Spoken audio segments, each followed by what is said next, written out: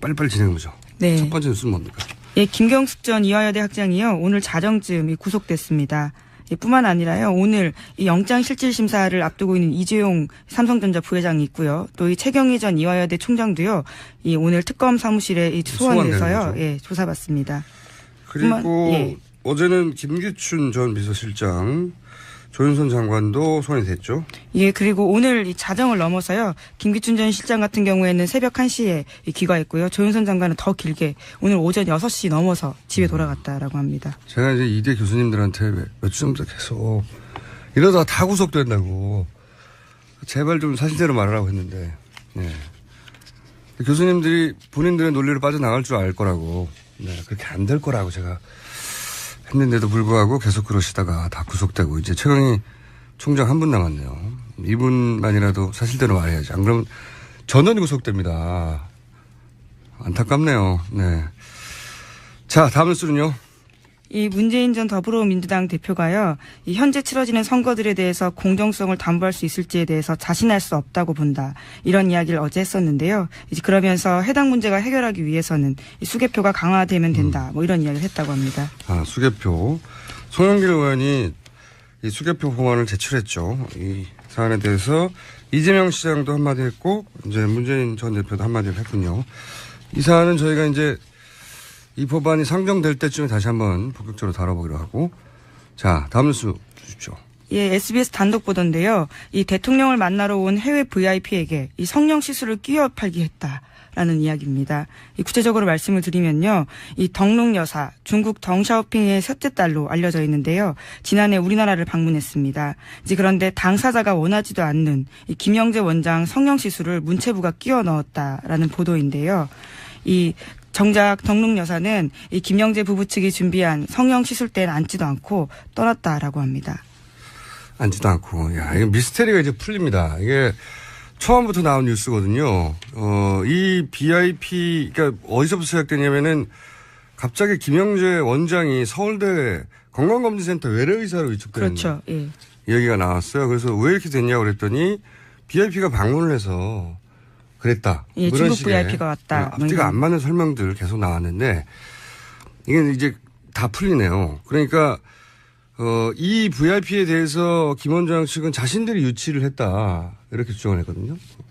이게 말이 안 되는 게 이제 다시 따져보자면 전문의도 아니고 그 서울대 검진센터에는 성형 항목도 없다지 않습니까? 예, 그렇죠. 예. 건강에 들어가기가 쉽지 않은 항목이죠. 그리고 이제 그 전문의도 아닌 사람이 외래의사가 되기도 어렵고 말이 안 되고 근데 위촉이 됐어요. 그리고 작은 병원장이 무슨 수로 대통령을 만나러 오는 VIP를 자기들이 섭외를 하고 일정을 바꿉니까? 그렇죠. 일정도 바꿨다는 거 아니에요? 예, 그렇죠. 예. 그 지금 그 중국 VIP 그 양반은 전혀 의사가 없는데 네네. 국내 일정을 짜는 측에서 여기를 가라고 일정을 짜 넣었다는 거 아니에요? 예, 주 목적은요. 방안의 주 목적은 대통령 예방이었다라고 합니다. 네. 근데 김종 차관, 최순실 씨의 측근 김종 차관이 그 일정을 무리하게 집어넣었다는 거잖아요. 예, 김종덕 장관에게 이런 일정이 있으니까 좀 넣겠다라고 보고했다라고 합니다. 실제로 이 VIP는 전혀 그런 의사를 밝힌 적이 없어서 갔다가 앉지도 않고 갔다는 거고요. 사실 좀 당황스러울 것 같습니다. 본인은 성형할 의사가 전혀 없는데 갑자기 뭐 맞으라고 하면요. 거기다가 그 다음 날이 대통령을 만나는 날이었다고 합니다. 얼굴 붓기도 빠지지 않은 채 만난다면 그것도 좀 우스운 노릇이고요. 아니 이 VIP에 해당되는 그 여성 인사가 갑자기 전날 대통령 만나기 전에 성형시술 하라고 거기 가면 누가 합니까? 말도 안 되는 일정이죠. 그런데 이제 앞뒤를 맞춰보면 이런 게 이제 드러나는 거죠. 그러니까 최순실 씨가 아마도 제 추정입니다. 여기서부터는 김종 전 차관을 통해서 중국 VIP 일정을 자기들 마음대로 조정해서 하필이면 서울대병원 검진센터를 방문하게 만들어요. 예. 예. 근데 왜 그 서울대 검진센터로 방문하게 했느냐? 왜냐하면 김영재 의원 병원은 너무 작거든요. 초라하고 중국 VIP가 가리기에. 그러니까 크고 그럴듯한 시설을 찾다가 서울대 병원장이 컨트롤할 수 있는 것을 정한 거죠.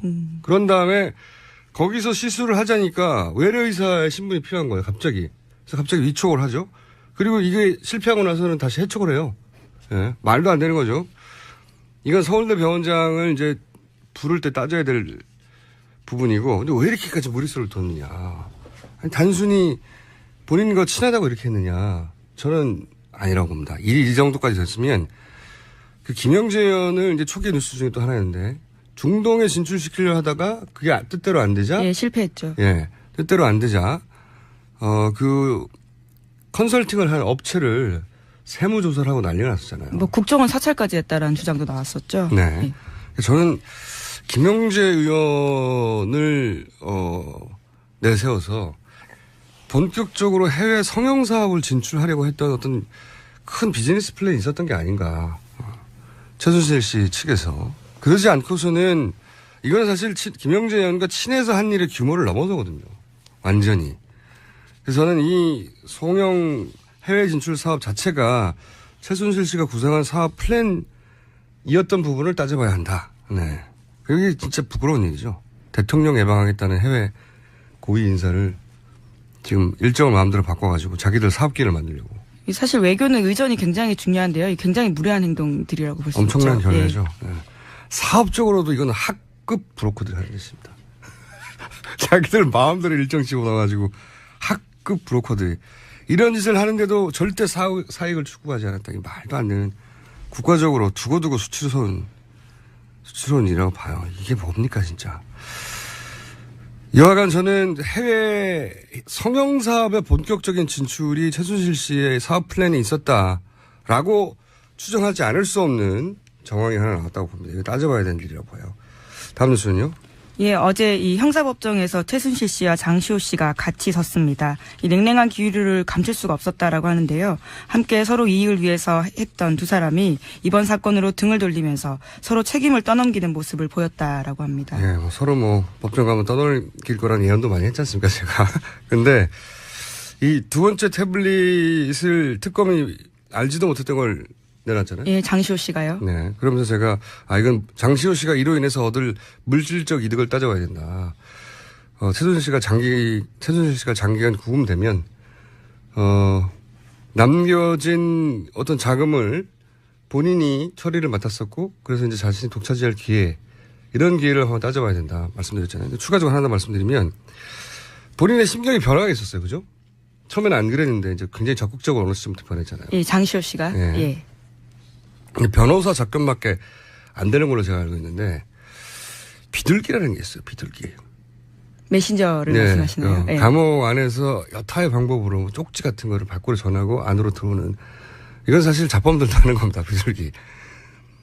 저는 이 비둘기를 통해서 소통하는 사람을 찾아봐야 된다고 생각이 들어요.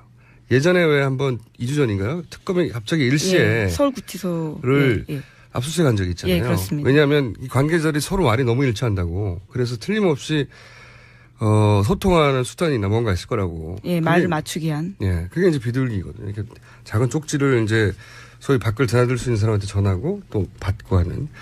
저는 이 장시호 씨가 이런 심경의 변화를 일으킨 데는 갑자기거든요. 굉장히 극적이고 그리고 결정적인 증거고.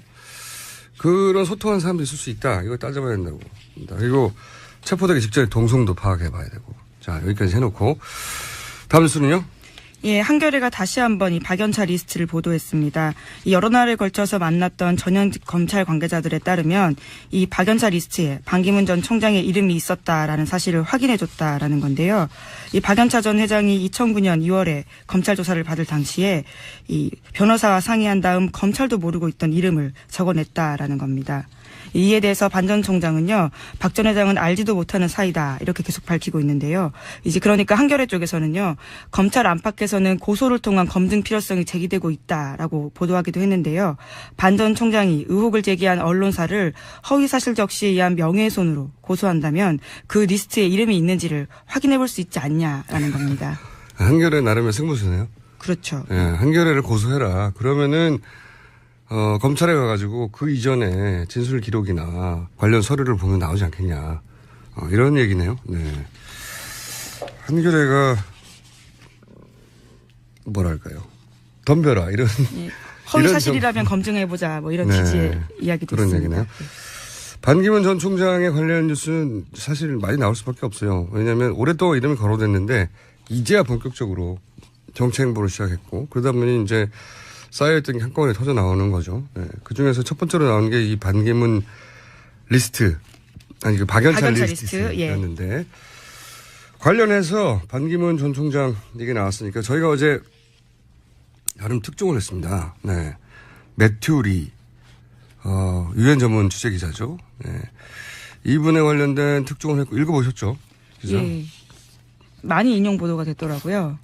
네. 근데 이 사건 관련해가지고, 저희가 이제 추가로 좀 설명할 부분이 있는데, 반기호 씨죠. 둘째 남동생, 반 총장의 둘째 남동생 반기호 씨, 이분이 이제 거의 알려진 바가 그동안 없었는데 경찰 출신이라고 해요. 그리고 사무총장이 되기 전에는 경찰서에 근무하다가 손해보험협회에서 한 10몇 년 근무한 정도 경력이었는데 사무총장이 되고 나서 이제 몸값이 상승하고 소위 반기문 테마주라고 하는 회사의 사장 예. 또는 부회장을 했어요. 보성 네. 파워텍이죠. 네. 예. KD 파워에서는 해외업 부분 사장이었고 보성 파워텍에서 부회장이었다.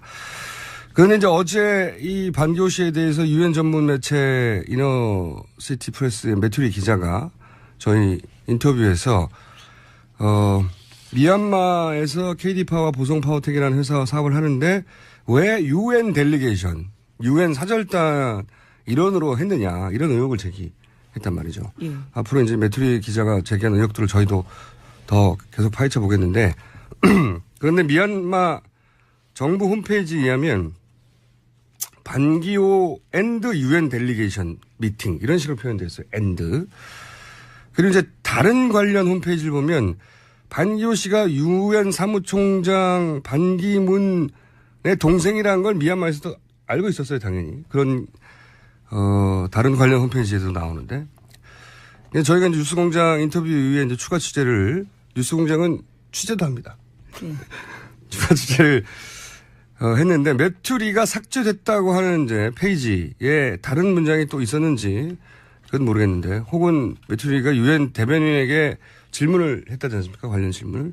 그러면서 취득한 정보가 있는지 모르겠는데 그리고 또 미얀마 홈페이지 내용이 매튜리가 그런 공개 질의를 하자 뭐 삭제되고 예, 뭐 이런 변경이 내용이 있었는지 모르겠는데 이제 현재 남아있는 페이지만을 저희가 말씀드리면 현재 남아있는 페이지를 저희가 미얀마 현재어 하는 분에게 의뢰해서 전문 번역을 했어요. 네. 이런 수고도 합니다. 근데 지금 명확하게 말씀드릴 수 있는 건 뭐냐면 유엔 사절단이 반기호 씨와 같은 날, 같은 장소, 같은 사람을 방문했다. 여기까지 팩트예요. 여기는 여전히 미얀마 정부 홈페이지에 남아있어요. 어마어마한 우연이죠, 사실. 유엔 고위 관계자가 유엔 사무총장의 동생과 같은 날 미얀마에서 같은 장소에서 네네. 같은 미얀마 정부 관계자를 만났다. 이게 우연이죠. 너무 큰 우연. 뭐 이런 사실 종합해서 매튜 기자는 유엔 사절단의 일원이라고 해석을 한 것 같고 뉴스공장에서는 이제 공식적으로 표현을 하자면 남아있는 웹사이트 기준으로만 얘기하자면 반기호 씨와 유엔 사절단이 미얀마에서 같은 날 같은 장소 같은 사람을 만났다. 이것까지는 확인된 팩트다. 네. 민감한 사연이니까 최대한 객관적으로 표현하겠습니다. 같은 날 같은 장소에서 같은 사람을 만났습니다. 네. 그럼 이게 이제 남는 문제는 반기호 씨와 유엔 사절단이 너무도 우연히 같은 날 같은 장소에서 같은 사람을 만난 것인가? 아니면 형이 유엔의 사무총장인데 유엔의 사절단이 그 동생이 미얀마를 사업차 방문해서 같은 날 같은 장소라는 산업부 미팅룸입니다. 같은 사람은 미얀마 산업부 장관이에요. 우마 웅밍인가요? 발음 굉장히 어렵던데. 그분을 만난 것이 사전에 어떻게든지 조율이 된 것인가? 네네. 이게 핵심이죠. 우연인가? 사전에 어떤 식으로든지 같은 날, 같은 장소, 같은 사람으로 조율된 것인가? 우연이라고 보기 힘든 포인트를 제가 몇 가지 얘기하자면, 이 유엔 사절단 방문자의 책임자의 직책이 휴메니테리안 코오디네이터. 처음 들어보는 거죠? 네. 네. 번역을 해보자면, 인도주의적 문제에 관한 조절자, 인권 조정관, 뭐 이런 거라 볼 수 있는데, 이름이 리네이트 록 데살리엔치. 어렵습니다. 이분이에요. 근데 이 인권 조정관은 언제 그 지역에 파견되냐면 그 지역의 어떤 인도주의적 문제. 예, 미얀마예요. 예. 네. 인권 문제 다른 나라에도 가는 경우가 있어요. 그런 문제가 발생했을 때 현장에 파견해서 상주하는 유엔의 이 문제에 관한 최고위직 인사예요. 예, 높은 사람입니다. 그 미얀마는 이제 군부 독재 시절부터 이 인도적 문제 때문에 비난도 많이 받았고 네. 구체적인 경제 제재도 있었어요. 네. 지금도 그 로힝야인가 그 난민 문제로 그렇죠. 로힝야 네. 난민 문제요. 네. 비난을 받고 있죠. 그러니까 이 휴메니테리안 코디네이터의 리포트가 굉장히 중요합니다. 그래야 경제 제재를 풀고 국가 이미지도 개선하죠. 예. 그런데 이 사람은 동시에 무슨 일도 하냐면 미얀마의 유엔 개발 계획의 책임자예요. 유엔 개발 계획은 뭐냐면 그 개도국에서 여러 가지 개발 원조를 총괄하는 것입니다. 경제적 이권도 관련된 것이에요. 여기가 그 자리가 두 가지를 동시에 하는 사람이에요. 이 사람이 미얀마 입장에서 굉장히 중요한 사람이죠. 네, 이 리포트가. 그런데 이 사람이 하필이면 반기문 총장 동생이 미얀마 사업을 미팅하는 날 같은 장소 같은 사람을 만났다는 겁니다. 같은 네. 날에요. 예. 네, 같은 날. 예, 예. 대단히 우연하게도. 네. 그리고 더 재밌는 것은 이 일이 있고 나서 이 미팅이 있고 나서 20일 후에 반기문 총장이 미얀마를 방문합니다. 직접. 그래서 미얀마 의회에서 최초로 연설을 해요. 그때 무슨 연설을 하냐면 국제사회에서 미얀마 경제 제재를 풀어달라고 촉구를 합니다. 너무 앞뒤가 연속으로 맞잖아요. 네. 의혹을 제기하는 게 맞다. 이 사안은. 네. 우연이 너무 많다. 네. 그래서 델리게이션의 일원이라고 하는 배투리의 기자의 주장에 대해서는 저희가 현재 남아있는 기준으로는 명확하게 확인할 수는 없지만 같은 날 같은 장소에서 같은 사람을 만났다. 이렇게까지는 팩트로서 주장할 수 있고 앞으로는 저희는 그런 표현을 쓰겠습니다. 델리게이션이 이루어진지 모르겠고 같은 날 같은 장소에서 같은 사람을 유엔 고위 관계자와 반기호 씨의 반기문 총장의 전 총장의 동생 반기호 씨가 미팅을 했다. 네. 여기까지 AS를 해드렸고요. 요거 관련 이제 기사들이 앞으로 계속 나올 수 있지 않습니까? 네네. 네. 최초 보도 한 곳으로서 AS를 디테일하게 했습니다. 추가 질문이 있으면 제가 또 받아서 또 AS를 드리겠고 제목 한두 개 정도 읽을 수 있을 것 같습니다. 네네. 제목만 말씀드리면요. 이 김기춘 비서실장의 블랙리스트 관련해서 이 부산국제영화제 예산 전액 삭감하라라는 지시를 했다라는 거고요. 뭐 게다가 김기춘 전 비서실장이 예. 블랙리스트와 관련해서 예산을 전액을 예, 그렇죠. 일부도 아니고 이 부산국제영화제 찍혔다라는 이야기 아주 많이 나오지 않습니까? 다이빙 될 때문이죠. 예. 이상호 기자. 예. 이상호 기자 나쁜 사람인 거예요. 아주. 예. 삭감하라고 지시한 사람이 아니고요. 네. 예. 그걸 상영을 해가지고 삭감이 되게 네네. 만든 거죠. 예. 예. 뿐만 아니라 김기춘 실장과 전 실장과요 조윤선 장관이 이 증거인멸한 것들에 대해서도요 이 특검이 수사를 하고 있다라는 건데 구체적인 정황들이 드러났다라는 겁니다. 두 분이 구속이 될까요? 뭐 영장은 우선 칠 것 같고요. 아주 높을 것 같습니다. 가능성이요. 저는 된다는데 500원 예. 걸겠습니다. 네.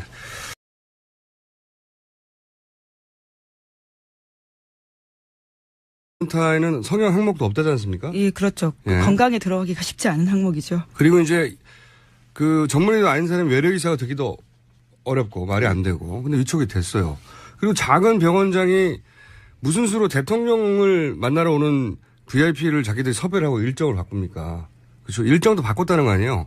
예, 그렇죠. 예. 그 지금 그 중국 VIP 그 양반은 전혀 의사가 없는데 네네. 국내 일정을 짜는 측에서 여기를 가라고 일정을 짜 넣었다는 거 아니에요? 예, 주 목적은요. 방안의 주 목적은 대통령 예방이었다라고 합니다. 네. 근데 김종 차관, 예, 최순실 씨의 측근 김종 차관이 그 일정을 무리하게 집어넣었다는 거잖아요. 예, 김종덕 장관에게 이런 일정이 있으니까 좀 넣겠다라고 보고했다라고 네. 합니다. 실제로 요 VIP는 전혀 그런 의사를 밝힌 적이 없어서 갔다가 앉지도 않고 빨리빨리 진행한 거죠. 네. 첫 번째 뉴스는 뭡니까? 예, 김경숙 전 이화여대 학장이요. 오늘 자정쯤 구속됐습니다. 뿐만 아니라요. 오늘 이 영장실질심사를 앞두고 있는 이재용 삼성전자 부회장이 있고요. 또 이 최경희 전 이화여대 총장도요. 이 오늘 특검 사무실에 소환돼서요. 예, 조사받습니다. 그리고 예. 어제는 김기춘 전 비서실장 조윤선 장관도 손이 됐죠. 예, 그리고 오늘 이 자정을 넘어서요. 김기춘 전 실장 같은 경우에는 새벽 1시에 귀가했고요. 조윤선 장관은 더 길게 오늘 오전 6시 넘어서 집에 돌아갔다라고 합니다. 제가 이제 이대 교수님들한테 몇 주 전부터 계속 이러다가 다 구속된다고 제발 좀 사실대로 말하라고 했는데, 네. 교수님들이 본인들의 논리로 빠져나갈 줄 알 거라고, 네, 그렇게 안 될 거라고 제가 했는데도 불구하고 계속 그러시다가 다 구속되고 이제 최강희 총장 한 분 남았네요. 이분만이라도 를 방문했습니다. 이제 그런데 당사자가 원하지도 않는 이 김영재 원장 성형 시술을 문체부가 끼워 넣었다라는 보도인데요. 이 정작 덕록 여사는 이 김영재 부부 측이 준비한 성형 시술대는 앉지도 않고 떠났다라고 합니다. 앉지도 않고, 야, 이거 미스테리가 이제 풀립니다. 이게 처음부터 나온 뉴스거든요. 이 BIP, 그러니까 어디서부터 시작되냐면은 갑자기 김영재 원장이 서울대 건강검진센터 외래의사로 위촉되는 그렇죠. 예. 얘기가 나왔어요. 그래서 왜 이렇게 됐냐고 그랬더니 BIP가 방문을 해서 그랬다. 예, 뭐 중국 VIP가 왔다. 앞뒤가 안 맞는 설명들 계속 나왔는데 이게 이제 다 풀리네요. 그러니까 이 VIP에 대해서 김 원장 측은 자신들이 유치를 했다. 이렇게 주장을 했거든요. 이게 말이 안 되는 게 이제 다시 따져보자면 전문인도 아니고 그 서울대 검진센터 사실대로 말해야지. 안 그러면 전원이 구속됩니다. 안타깝네요. 네. 자, 다음 뉴스는요. 이 문재인 전 더불어민주당 대표가요, 이 현재 치러지는 선거들에 대해서 공정성을 담보할 수 있을지에 대해서 자신할 수 없다고 본다. 이런 이야기를 어제 했었는데요. 이제 그러면서 해당 문제가 해결하기 위해서는 이 수개표가 강화되면 된다. 뭐 이런 이야기를 했다고 합니다. 아, 수개표. 송영길 의원이 이 수개표 법안을 제출했죠. 이 사안에 대해서 이재명 시장도 한마디 했고, 이제 문재인 전 대표도 한마디를 했군요. 이 사안은 저희가 이제 이 법안이 상정될 때쯤에 다시 한번 본격적으로 다뤄보기로 하고. 자, 다음 뉴스 주십시오. 예, SBS 단독 보도인데요. 이 대통령을 만나러 온 해외 VIP에게 이 성형 시술을 끼워 팔기 했다라는 이야기입니다. 이 구체적으로 말씀을 드리면요. 이 덕록 여사, 중국 덩샤오핑의 셋째 딸로 알려져 있는데요. 지난해 우리나라 갔다는 거고요. 사실 좀 당황스러울 것 같습니다. 이 본인은 성형할 의사가 전혀 없는데 갑자기 뭐 맞으라고 하면요. 거기다가 그 다음 날이 대통령을 만나는 날이었다고 합니다. 얼굴 붓기도 빠지지 않은 채 만난다면 그것도 좀 우스운 노릇이고요. 아니, 이 BIP에 대해당되는 그 여성 인사가 갑자기 전날 대통령 만나기 전에 성형시술 하라고 거기 가면 누가 합니까? 말도 안 되는 일정이죠. 그런데 이제 앞뒤를 맞춰보면 이런 게 이제 드러나는 거죠. 그러니까 최순실 씨가 아마도 제 추정입니다. 여기서부터는 김종 전 차관을 통해서 중국 BIP 일정을 자기들 마음대로 조정해서 하필이면 서울대병원 검진센터를 방문하게 만들어요. 예. 예. 근데 왜 서울대 검진센터로 방문하게 했느냐. 왜냐하면 김영재 의원 병원은 너무 작거든요. 초라하고 중국 VIP가 가리기에.